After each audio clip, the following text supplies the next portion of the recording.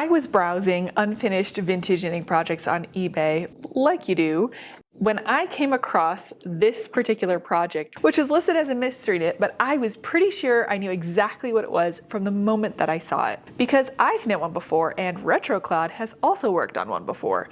Based on what you see here, can you guess at all what this might be? I feel a little bit like Dorothy, but I don't hate it. I was pretty confident I knew exactly what this was, and I had a poll or a quiz on my Instagram, but then I had a few other people write in with some other ideas, so now I'm a little bit uncertain what this is or which one of those this could be. My first guess is that this is a tea cozy. I have found a vintage knitting pattern, I've seen it quite a few times, where you have this like very thick layer of knitting, and even in the yellow and white checkered marks of an exact pattern almost perfectly like this.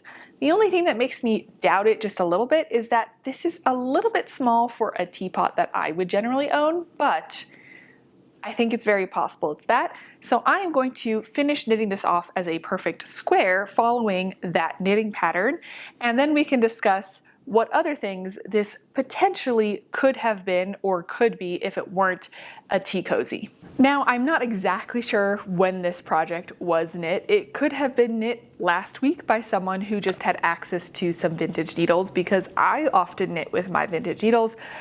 But at a best guess, I would say that this is a vintage project based on the fact that it's quite a vintage pattern. And again, we're using vintage metal boy needles. Number 4, made in the USA. I'm gonna knit on this project a little bit, and I will show you the secret to making a fabric that looks like this, which I think looks really cool. And we'll talk about the alternatives as well for what this might be.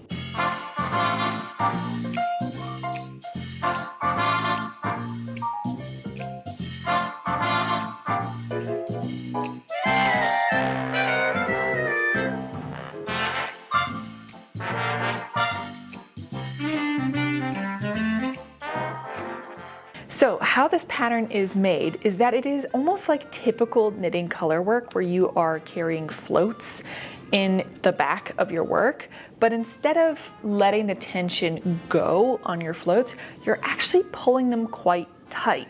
And that causes the fabric to kind of fold in on itself and create what is called like fluting or fluted versions of your fabric. So it's basically like a color work technique where having too tight floats is a positive thing, because that's exactly what you want. It creates this thick fabric that is really nice for keeping things warm, which is also the reason why another pattern is quite famously known for being knit in this fluted fabric, and is now making me wonder if my original thought of this being a tea cozy is correct or not.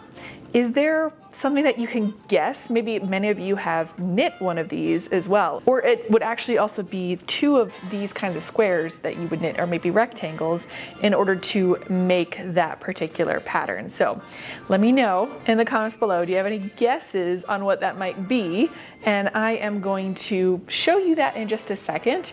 And we're gonna talk through which one we think this might be more likely to be. A tea cozy, or it could be a pair of vintage slippers. There is a slipper pattern called the Fentex slippers that look very, very similar. It's also made with the same like fluted fabric.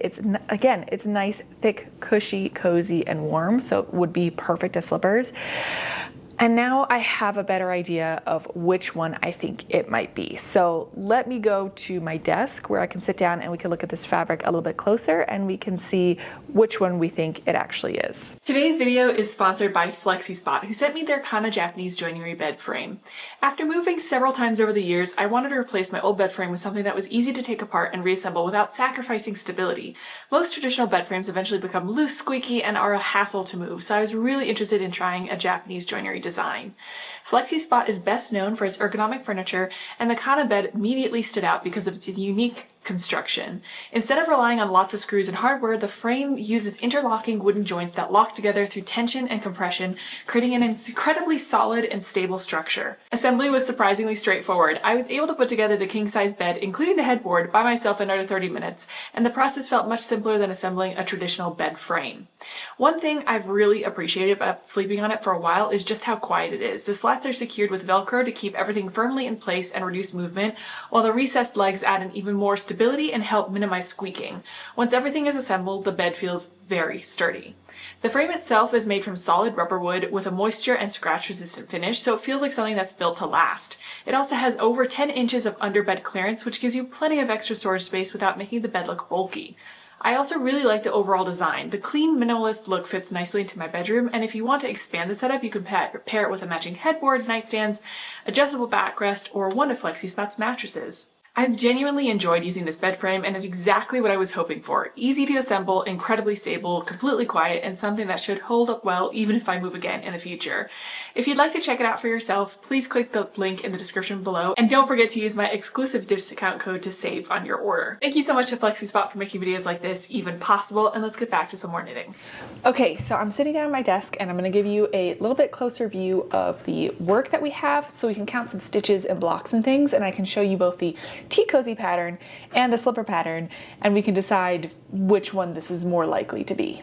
I've knit only a few rows at this point, but I think that we can still see the basics of what was done already. So of these ridges, we have 1, 2, 3, 4, 5, 6, 7, 8, 9, 10, 11, 12 ridges.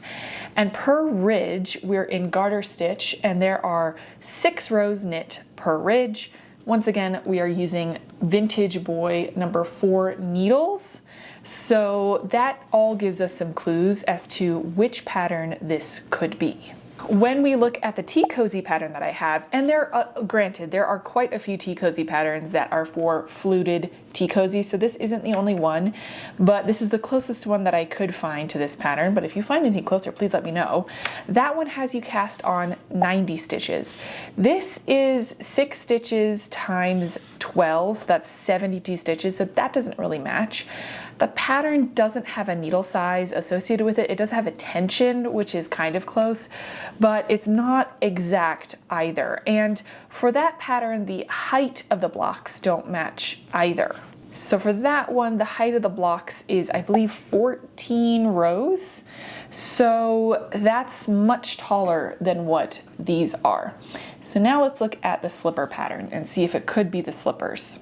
So at first glance, it doesn't look like it should be the slipper pattern because that has you cast on 60 stitches, although other things match because you have 6 stitches wide for each flute, which matches here, but the height of each of these color blocks is different. For the pattern as written, each color block is 10 stitches high and not 6 stitches high. Also, the needle size is 5 millimeters or 8. Of modern needles, but it's definitely not the 4 Vintage Boy needle size. But then you look at the bottom of the pattern and it has size adjustments, and for ladies it's 6 stitches to a block, 12 blocks across. That matches this in both ways. And then it says 6 rows to a block, matches that as well, and then 10 blocks long. And when I got this piece, we were just at about the 7th block, so we hadn't started the decreases yet. So I don't know about you, but even though not everything matches about this pattern, specifically the needle size, all the other numbers are so close that I feel that these are actually slippers and not the tea cozy that I had originally thought. So I'm going to continue knitting this pattern as a slipper and not a tea cozy. But let me know if you think that I'm making the right or wrong choice here. And I'm just gonna keep on knitting. Oh, before I jump into that really quickly, there's also 2 separate ways to do the tension on the end written in both the tea cozy pattern and the slipper pattern. In the tea cozy, they have you knit with both colors, the first and last stitch. And in the slipper pattern, they have you wrap the stitches around each other, which is like a float catching technique that's often done. And when you look at the way that these have been knit, it's doing the slipper version of the end tensioning and not the tea cozy version. So another clue that might kind of hint to this being the slipper pattern and not the tea cozy pattern. So the first slipper is done on the needles. What I have to do is I have to cut this yarn and thread it through the live stitches because we've kind of decreased down towards the tip. And then we're going to sew the back up here and sew the front up a little bit. And then one slipper is done. It looks a little small for my foot, but I think it'll stretch out in this direction when I wear it. And it'll be nice to have a tight slipper rather than a loose one. So now I've just got to sit down and knit the exact same thing again. And I'll finish them both at the same time so that we see both slippers come together at the same time. I'm kind of excited. Like, this is going better than I thought it would. So I'm pretty happy about that. Let me get this off of the needles and then we can start on the second slipper. I then sat down and spent some time knitting on the second slipper. I didn't manage to catch any footage of working on it, but it was then time to seam them up or sew them together. I think they are looking very much like corn on the cob. So I think I'm gonna have like corn on the cob feet, but I actually kind of think that that's kind of fun. So you sew up a little bit to form the toe or the foot portion, and then you seam up the back in order to create the bit where your heel goes in. While I was working on that though, I thought it would be interesting for us to test a little bit further whether or not this is a slipper pattern or a tea cozy pattern, because the slipper pattern that I told you about is a Fentex slipper pattern. Fentex is actually a company that specifically made yarn to knit slippers up. It's supposed to be yarn that's really, really good for slippers. So I feel like if we can kind of say that this is Fentex yarn, then maybe it's more likely that these were slippers rather than a tea cozy. The thing is that Fentex yarn is a type of plastic yarn, or I guess acrylic yarn, kind of, that is an olefin, which is slightly different from the typical acrylic yarns that you use. They have two different properties, both when you do a burn test and a float test. So with a burn test, an olefin yarn will have an even, steady flame. It will catch fire, have an even, steady flame, has like a pleasant, waxy aroma, and you end up with like a light brown ball.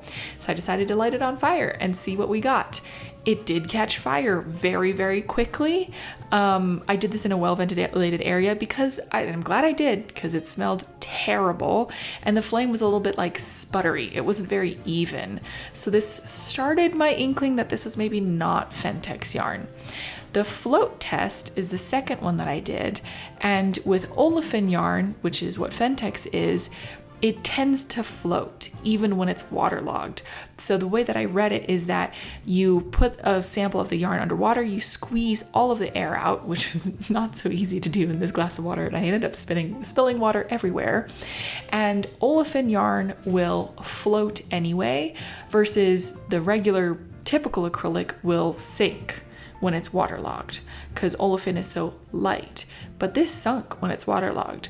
I thought maybe that was a little bit too rough of a test, so I tried just kind of like holding the yarn lightly underwater after I put it on the top, and it still just sunk to the bottom.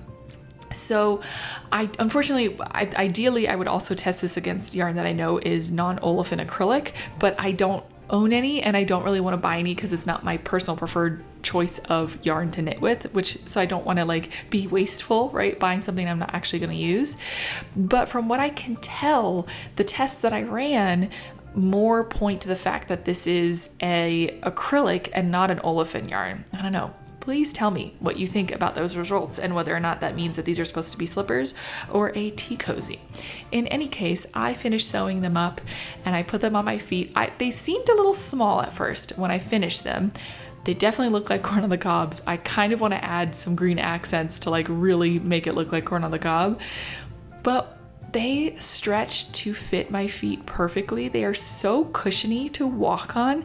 These are just a fun pair of slippers, and I always am looking for slippers and like house shoes, so I'm definitely going to be getting a lot of use out of this. I'm so glad that I finished this project. This was really, really fun. Thank you so much for deciding to spend some of your time with me. I really appreciate it. On the screen, there might be another video that you could be interested in watching if you would like to stick around. Thank you again so much, and I will hopefully see you all again very, very soon. Bye.